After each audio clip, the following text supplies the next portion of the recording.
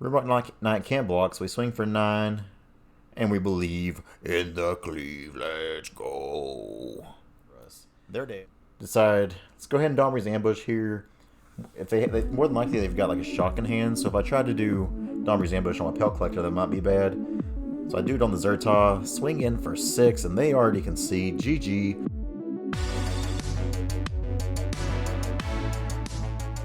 How's it going, y'all? Titans Fan 920. Today we're back at it with some more Gruul Aggro. Worked really well last time, so we figured we'd take it into rank once again. No changes to the deck from last time. I'm thinking I'll still probably end up taking Hellkite out of this list at some point. That's been the one card that's kind of been underwhelming for me. But otherwise, I've been kind of liking what I got here. There's still room to play some stuff, and maybe there's more things to do. Not change the sideboard either, even though I'm starting to think maybe for Mystic Repeal may be the way to go, considering how some games have played out earlier and just seeing what the meta shaping into. Seems like there's a lot of enchantment removal, whether it be from creatures like Heliod on one side, Banishing Lies, Glass Castle, that kind of stuff are all really good against us. So I think being able to counter those for 1 mana and just get them out of here would be so huge. So we'll see how this goes. Take it to rank. It's been good to us so far, so maybe it'll keep it up. Let's go. Alright, first game of the day here is against the Owl. We will be on the draw again. I've been on the draw a lot lately. Not that it's a big thing, but it's, it's so big. Forget I said any of this. Opponent starts off Fervent Champion, so more than likely this is some mono red aggro, the flavor of the week it seems at the end of the season. We get a mountain off the top. We could need that for a 4th land for the Questing Beast, but figure we got 3 more turns to draw that. We get a lot of 3 drops, a couple 3 drops in hand, so it may work. Opponent plays a Castle Embercleave, follows it up with a Steamkin. Swings for 1, we're down to 18. Off the top, we grab a Zhur-Taa Goblin, which is good because we can play that. Put a 1/1 counter on it, so it's a 3/3, holding down the line a little bit. Pass a turn. If opponent attacks here, I probably don't block with the with either of them really, just because Infuriate kind of blows us out. Instead, they play Annex, Hardened in the Forge, one of the better cards in this set that kind of went slept on at first, but it's really came along lately. This turn here, we draw a Bonecrusher Giant. Decide I can stomp something, or I can get a Domri down, so that way I have the passive going as well. So that's what I do. Domri down. Have our Zhur-Taa Goblin fight the Steamkin before it grows up and gets bigger. They will get a 1/1 creature token they can't block, so that's a little frustrating, but not a big deal. Opponent plays a Mountain and plays a Fervent Champion. Looking pretty rough for us here if they have an Embercleave especially. However, their attacks say that they don't. They send 2 Fervent Champions at us. Or one at the... Man, words are hard.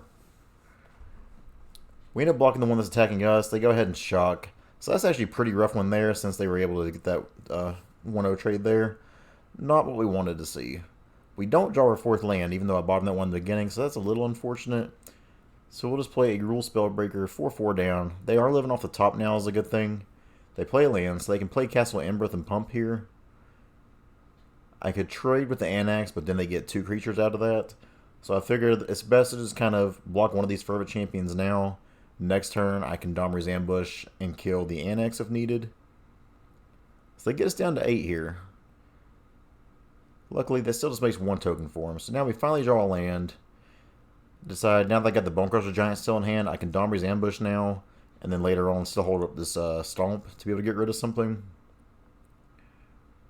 So that's where Annex is annoying, as we killed a lot of his creatures, and he still has these 1/1s to attack with, and Castle Embercleave helps out a lot. So he goes to attacks with everything. We decide, block with the Spellbreaker. Since they are just pumping up there, go ahead and stomp one of these little tokens now. So even there with that, 4 damage still gets through, but he does just have 2 creatures left on board now. And he plays his Mountain. No other lands off the top, no other removal off the top. So instead we just play a Questing Beast. That way we can get attacks in, swing for 4, while still having 2 big blockers back, so they can't really afford to attack right now. Castle Ember doesn't scare us. They can go to attacks, but it just be a waste for them. We draw an Embercleave here. However, there's no extra land, and even though I'd love to attack with both of these, that's not lethal if I attack with both. Even if we put it on the Spellbreaker, that would be 12, it would be 14. Well, it'd be 16 if he didn't block. But then we're just dead, otherwise if I have a removal spell. So we figured, just play it safe, play the Questing, or attack with Questing Beast, go down to 12, and then we play Bonecrusher Giant here. Now we got 3 blockers back. They just have a couple 1/1s. Looking pretty good for us now. So they go to attacks here. Looks awful sketchy.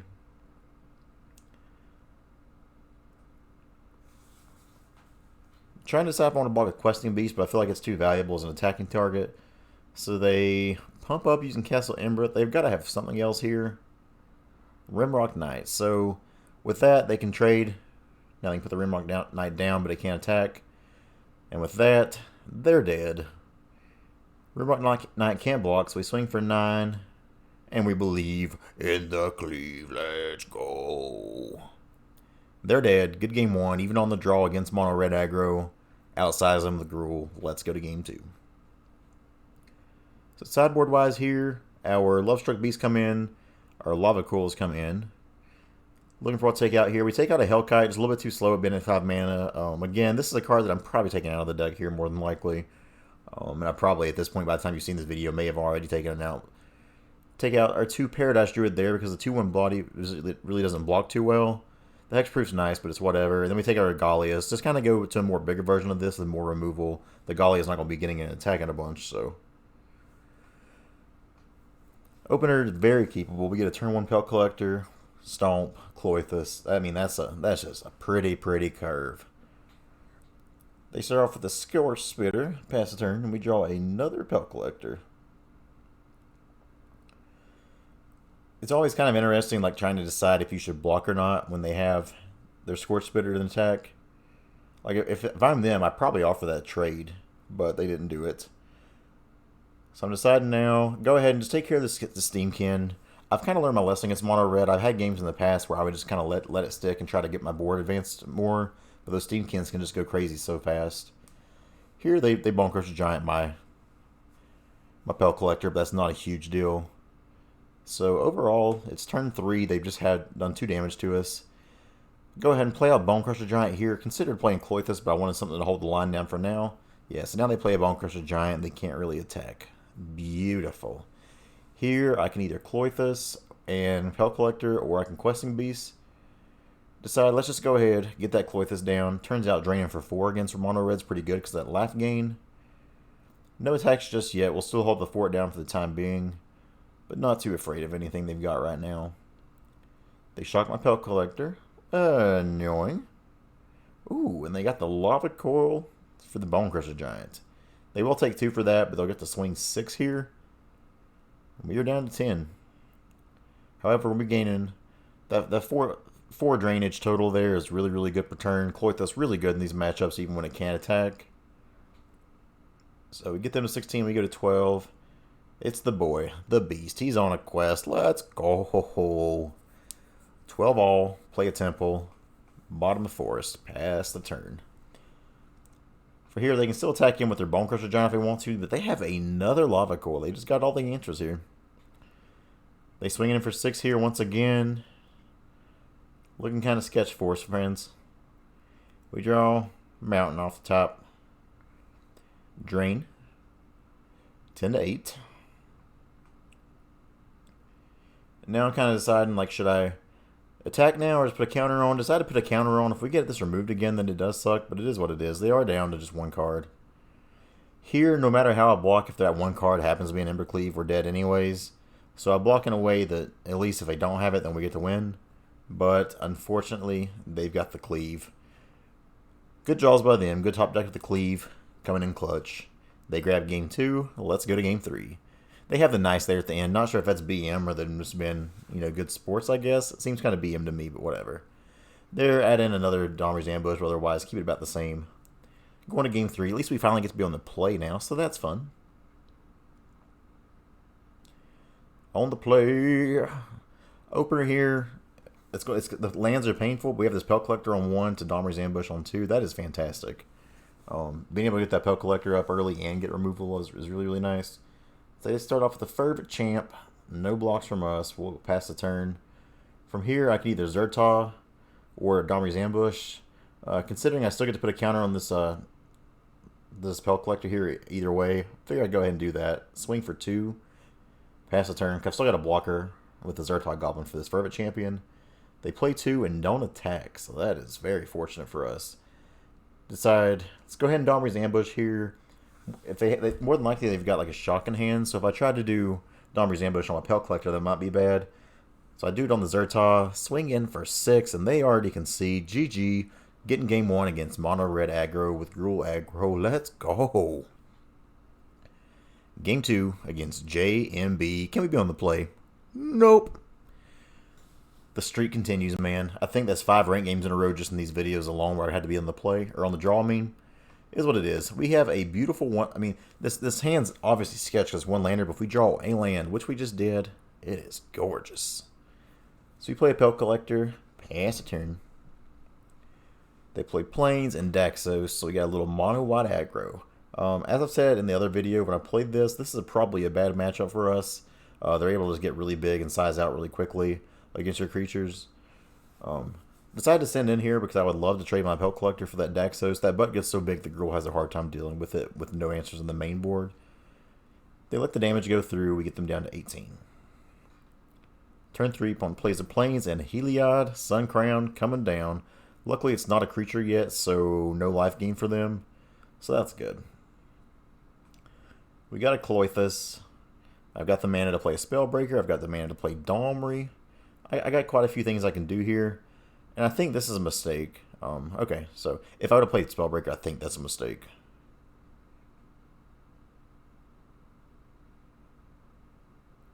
And I still think I didn't play this correctly here. When you're playing against Mono White Aggro, when they have a Daxos in play, Daxos and Linden both are just absolute must-answer threats. Those get out of range real quickly, and they provide so many buffs to your other creatures, especially when there's a Heliod out. I think what I did here, like usually it'd be a good play against most decks, but with how fast this deck can snowball, not smart on my end. So you see now they play a Johnny, activate their Heliod, they get a Johnny's Pridemate, and before they've gone to attacks now, they've all of a sudden got a 2/5 Daxos, and then they're getting to put counters on this Johnny Pridemate in the back. So big mistake on that my part. If I would have killed the Daxos, then this Heliod still wouldn't be active. They just have just a basic 2/2 Johnny's Pridemate, which wouldn't scare us at all. So unfortunately, got a block here. Really trying to save my Domri. Now we do draw a Embercleave off the top, but as you see, we only have 1 red mana. So figure here, we play Gruul Spellbreaker, put a counter on it, grow the Pelt Collector, have Pelt Collector fight.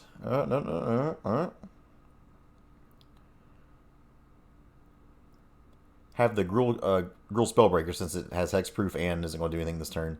Have it fight with the Johnny's Pridemate, because that thing will be insane next turn. But now they have a 4/7 Daxos, and again, just feeling so bad for not being more aggressive earlier with the removal.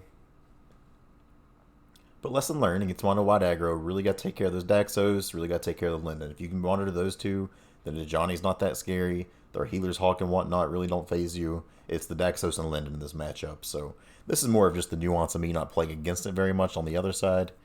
Here, usually Gideon's not a good card against us, but the fact that he comes in as a creature triggers Daxos, that puts a counter on the Pridemate, and then Heliod puts a counter, so kind of just a perfect storm against Gruul here. I mean, look at their board compared to ours now. It's looking kind of sad. We can chump block here, with Heliod being indestructible. We're saying you're a go. I'm being nice enough to edit this out a lot. This opponent was very, very slow when we played. So now they get more triggers here. Just overall, we're probably not looking too hot. Let's see if we can draw anything off the top. It ain't anything for an Embercleave. We'll go ahead and call it there. So, sideboard-wise against the stick, we'll have our Unchained Berserkers come in. Protection from white, obviously good.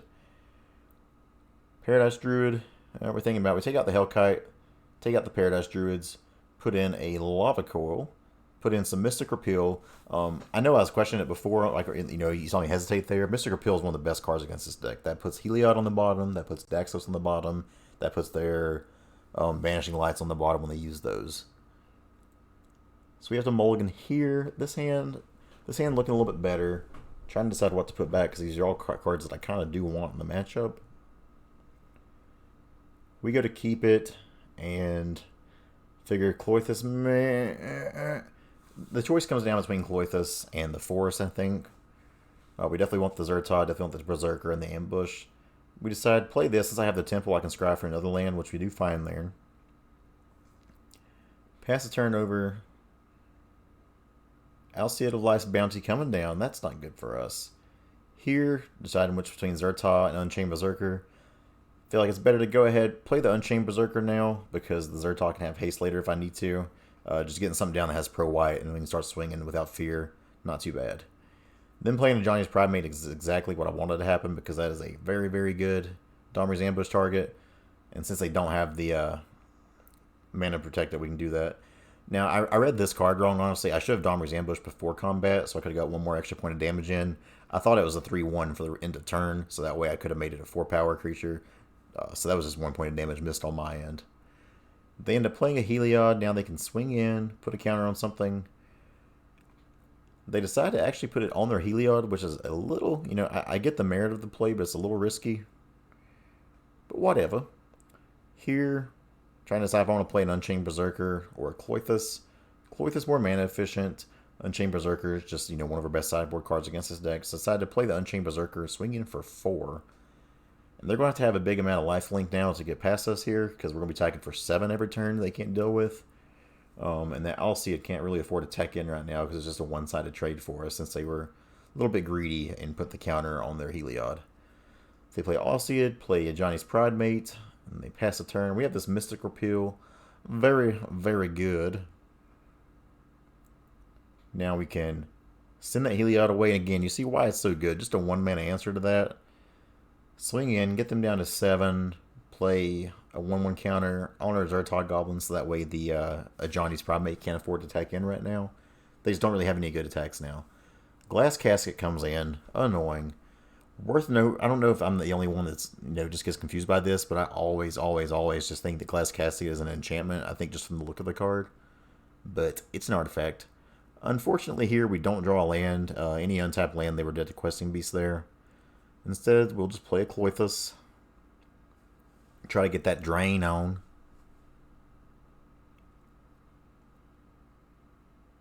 Opponent reads the card. Look at that animation. Let's swing 7, get them down to 2. Now, they still, obviously, they can gain life and get out of this, but I think they knew their writing was on the wall there. So, we take game 3. Do nothing in sideboard. Same sideboard we had before. Opener here. We got 2 Mystic Repeals. You can't put that away. This is nice, so we can turn 1, Pelt Collector. Then turn 2, play a Temple, and then a Mystic Repeal. I go with the Pelt Collector, which honestly is probably the bad play. Next turn, I can still play my Pelt Collector next turn and the Mystic Repeal. But like right there, I kind of got punished because I could have grew my Zhur-Taa. However, the Daxos isn't as scary as now that we have the Mystic Repeal. So now I'm just kind of missing out on 2 points of damage, because I could have had a 2-2 Pelt Collector swing in. They play Heliod. Still not a creature yet. And now that I have these 2 Mystic Repeals, I could just stomp in, play both of these cards, and just put both their creatures back on the bottom. Decide to swing for 3 first and see what they want to do.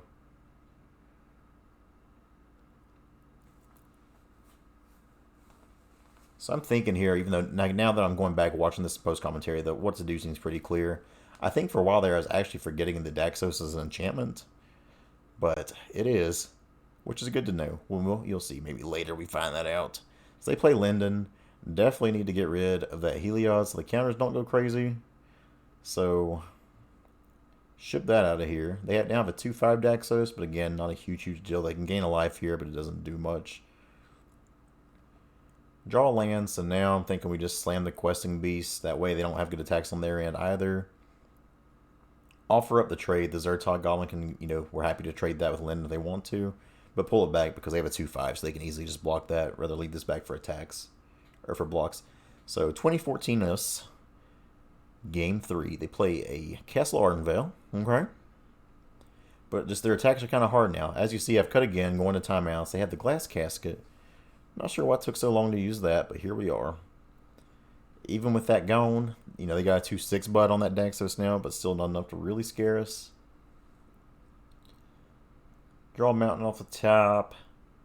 Here we can play Klothys. It'll have 6 devotion. Very, very close to being a creature. Decide let's attack in first. Try to get them down to 10. See if they want to block anything. They don't. Second main. Talk about people being slow, and here I am. Play Klothys. Opponent's thinking. Klothys is down, and now I'm just going to hold up that Mystic Repeal, just in case they get a Heliod they want to top deck. Because even though bottoming that Daxos is good now, I think the Heliod's the thing we want to worry about a little bit more. So they go to attacks, no attacks from them, they pass the turn. So end of turn, you see me now, I'm trying to target that Casket, but it's an artifact. However, that's why I'm like, oh, this Daxos though, that's an enchantment. Okay. Get that out of my gym.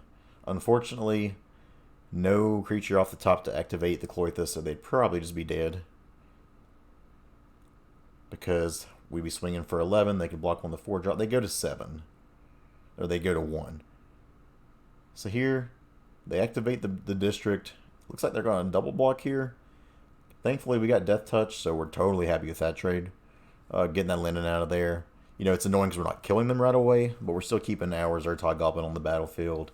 And obviously, we have another Questing Beast in hand.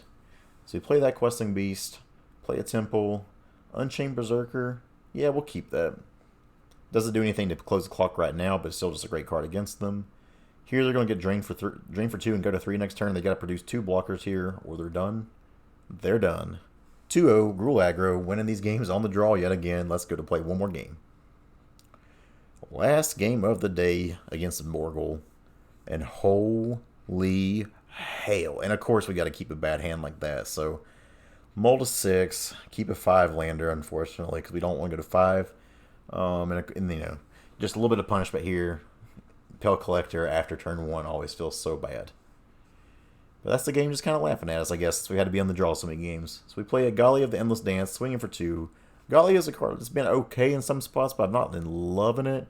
I think we can do better than that, but it's not, like I said, it's not an awful creature at all. Here we draw a Temple, so I've got the option to play Pelt Collector, or I could just straight up play the Bonecrusher Giant and put a big clock on him.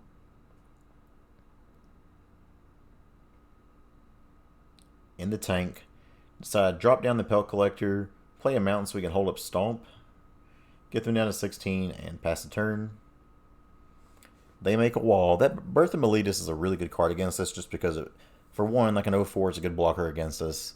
And then when they have things like Teferi, bouncing one of our creatures, and then usually we're not anything hasty enough to come through and just eat that, really good. Debated on using the Stomp on the as a combat trick to the wall token. Decide against it. Here I can play Bonecrusher Giant, or we can play Domri's Ambush. Decide, let's just play the Giant. See if it resolves. It doesn't resolve. Another thing bad about playing blue-white is they have so many ways of gaining life. So Bonecrusher countered. We swing in to get 1 more damage through because they can chump block here. Go to 16. They'll gain 2 for this Birth of Meletis. Just I mean, that's 5 points of damage they've gained back right there. So we got Klothys on top and Domri's Ambush. Decide I want the Klothys to resolve more than anything, so I'm trying to Domri's Ambush here and fight. Obviously, this isn't enough to kill their wall, but it is enough to let us swing through, and if they happen to block with anything, then it still dies. Then we go to attacks here. No discard, so we've only got 2 creatures attacking.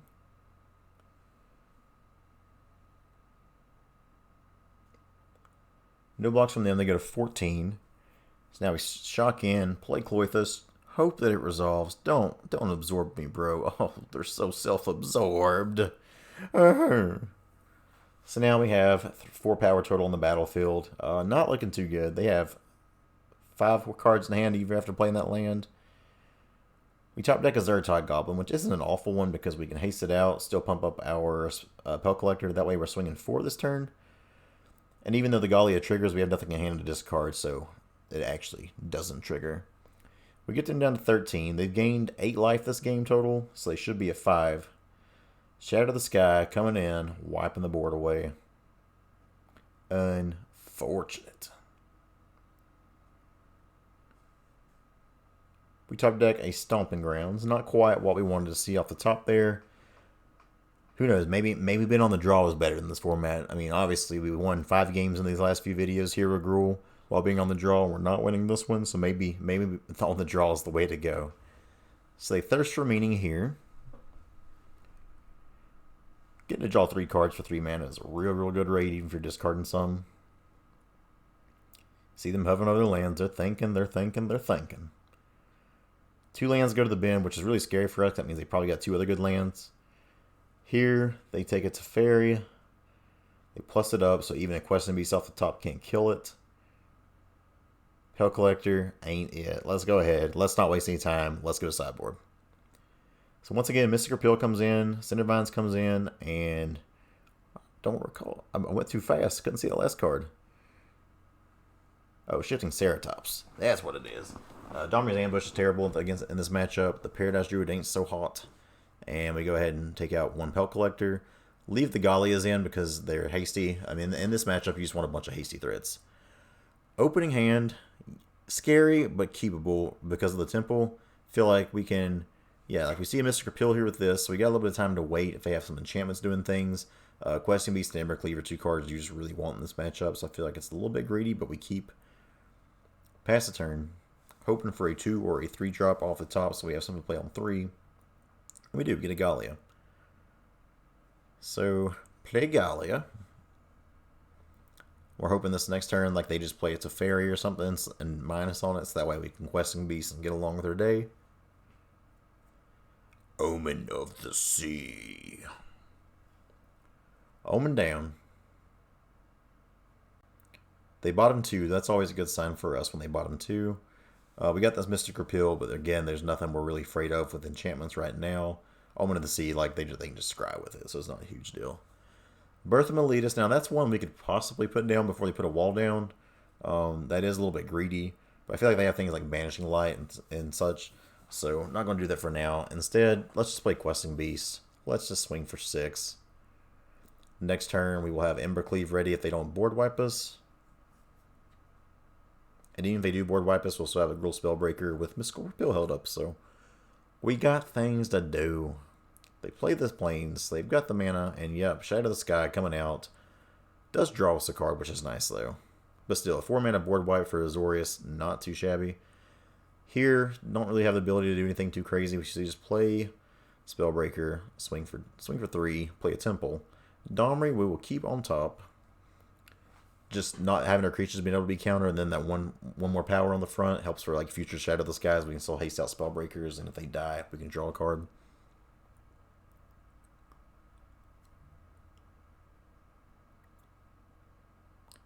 So yeah, Banishing Light here.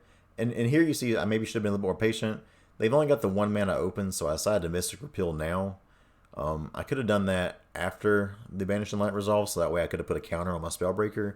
But I didn't want to have a chance of them untapping and having Dovin's Veto or something like that. Not a card that I would expect them to have in this matchup, but still I'm just trying to cover my bases, make sure I got my Spellbreaker there. So we start off, play a little Domri. They Omen of the Sea, which I'm happy to see because I don't have to worry about anything else. Omen of the Sea, they bottom 2 cards yet again. So now we can play this Domri, plus up, and play another Spellbreaker and swing in for 8, get them down to 3. And as ugly as that first game looked, we're looking really in control here. This is more what we were planning for that first time. Mystical Repeal, I mean, you see why I want Mystical Repeals before on that sideboard, though. It's just so good. Here, they tap out and play a Dream Trawler. Dream Trawler can eat this deck alive, but luckily, no need to get fancy. We got Questing Beast. I was trying to see if I could play Questing Beast and still have Embercleave mana left up, and it turns out I could if I would have just plussed up on the Domri. But I feel like, hey, we got a safe win here with Embercleave. No need to do anything fancy, screw it up. Just do that. Believe in the cleave. Let's go. We get up in game 2. Let's go to sideboard here. See if I want to change anything. Put in the last Cindervines and take out another Pelt Collector. This isn't really a matchup where Pelt Collector is good because Teferi Bounce just kind of ruins all the progress you make on it. And feel like I removed the other 2 and then put 2 more Paradise Druid in there. 2 mana play that has Hexproof. Kind of, it stops them from doing their Teferi stuff on it. And then be able to like ramp up to a turn 3. Questing Beast can be good. This opener's sick. It's a little bit heavy in the 3 and 4 drop slots here, but this is all just great cards we want to see. So they go ahead, play a Birth. Such an annoying card.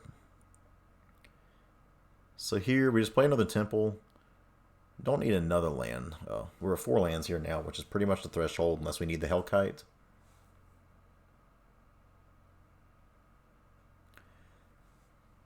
They play a Temple of their own and pass the turn. We draw another forest. Boo. Try to play Domri. Domri's down. I think it's good getting that down now, because now we can make sure that our questing beasts and the like are uncounterable. And that way, even if they play Teferi and plus up, we're doing 5 damage. They have a Banishing Light. Yuck.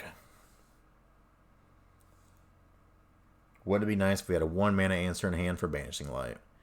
So here, since they've done that, let's go ahead and just get the beast down, swing, get them down to 18. Their 0-4 wall is a good blocker against most things, but not against the beast. They decide to Shatter the Sky here. We still get to draw a card, which isn't too shabby. So they start off with a little bit of Omen of the Sea. Bottom 2, once again, good news for us there. And another Banishing Light. Boo, boo, boo. Spellbreaker off the top, not an amazing draw, just because we're kind of choked up in the mana right now. Decided to play this Questing Beast for one, just because it's a 4-power hasty threat that can't be blocked, but also next turn we can play Klothys and Gruul Spellbreaker. Just really put some pressure on them here. The only thing we're really fearing now is a Dream Trawler, because they can play a land and play Dream Trawler, which they do. So here we'd be hoping for, was hoping for an Embercleave. Unfortunately, we didn't see that. So before I do anything, let's just swing in for 4, see if they would love to take a trade. Highly doubtful. Either we're doing 4 a turn, that Dream Trawler is going to get so much damage in. So they're tapped out. We play Klothys. It's at 4 devotion. Play Gruul Spellbreaker. Now it's at 6 devotion. So unless they have some really good answers here, even with this Dream Trawler, I think we can get them swung down for lethal. More than likely, they swing for 5, go to 15. But we can swing for 4, 8, 12, 13, 14. And there's a good chance we can just find something else off the top. They have the Glass Casket. Yikes. Let's look at the other side of the field. They got our Banishing Light. They got our Domri. They've got our Spellbreaker. And this is what really, really hurts here. Thirst for Meaning with Dream Trawler is kind of nuts, because you're drawing 3 cards. So that is that much more power, that much more lifelink on the board. So when I saw that, I knew it was probably pretty much over at that point. It looked like we had a really good board, a really good way to get him dead next turn. But Dream Trawler just kind of goes crazy when you have some Thirst for Meaning. But we ain't quitters. The fact that they pitch a Shatter the Sky is kind of terrifying too. Probably just because they got this big Dream Trawler. Like, they're going to be gaining more life than we're doing damage at the way it's looking right now. The one thing that would help us here is either Embercleave or another 2 or 3 mana play, so we can play the Zhur-Taa and another hasty threat. That way we could have our Klothys activated. So they set a stop on our upkeep. Aether Gust. Decide we really need the creatures right now, so I just let that kind of go. And maybe that's not the right play, who knows. But we have another one in hand, so it doesn't really matter too much. So we swing in, get them back down to 14. We've done so much damage, but they've just gained so much life this game. Here, to try to be mana efficient as possible, and once again try to set up for a kill next turn. We play Klothys, plays Zhur-Taa Goblin with a 1/1 counter. That way, if they swing out and we're able to draw, fortunate enough, we can haste out Skarrgan Hellkite, swing 4, 8, 12, 13, 14, 15. They drain for 2, 16, 17. Fortunately, they just got all the answers. I mean, look at that side of the board now. They got their 4 enchantments sitting over there, 3 of them holding our stuff.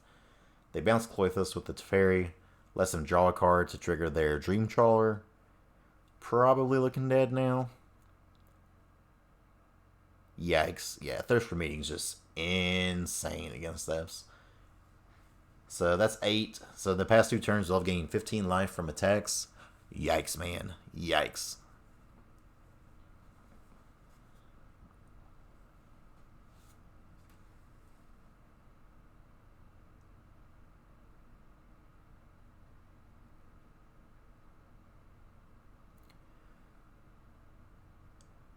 So Dream Trawler getting all the pumps. Dream Trawler been to the gym because that man's got a pump, and oh my god, they got Omen of the Sea too. So no big deal. 9 power this time, 7 last time. They're just gaining 16 light damage, or 16 from lifelink the past 2 turns. No, it's not a big deal. You know, it's not a big deal. Sorry, 17 because math is hard. So they're at 24 and we're at 2 now. Hey, look, right on time, it's Embercleave. So yeah, we had really it has some pretty good draws. It's just when you have a Dream Trawler on the other side where they're getting a Thirst for Meaning both times, not much you can really do there. Not giving up yet, still fighting the good fight. Get them down to 20. We can play this Hellkite and put some counters on it, so that way we do have a blocker for the Dream Trawler. That way we know we're happy to trade against it here. But if they have any answer for this Hellkite, then the game is over. So we're kind of just waiting to see if it matters. It doesn't. They got the Banishing Light. So overall, 5-1 with Gruul in the last 2 games. Going to refine this some, but hey, not too shabby. Let's go. Alright, so 2-1 with the deck here overall, and 5-1 since we started the recording last time, so not too shabby at all. That's 5-1 with us being on the draw 5 games in a row until the last one. Is what it is. I think for Mystic Repeal on the sideboard may be the way to go. That card just seems so good right now. That last match still seems so bad. They had so many enchantments out there, and they just seem to always have the answer there. That Dream Trawler and the double Thirst for Meaning both games was just... For the last game there, they got to have back-to-back Thirst for Meanings. Was insane. So, what do? You can't beat them all. Can't win them all. Overall, I'm still liking the deck. I think Hellkite's coming out of here, though. It's just been very underwhelming. It could have blocked the Dream Trawler there that time, which would have been nice, but that's about the only thing it's got going for it currently. I think maybe just a Collision Colossus in the main deck even could be better as a way to get damage through. I'll play around with this and see where we go. But this is what we got. Hope you guys enjoyed. If you did, like, comment, subscribe, all that kind of stuff. We'll see you next time.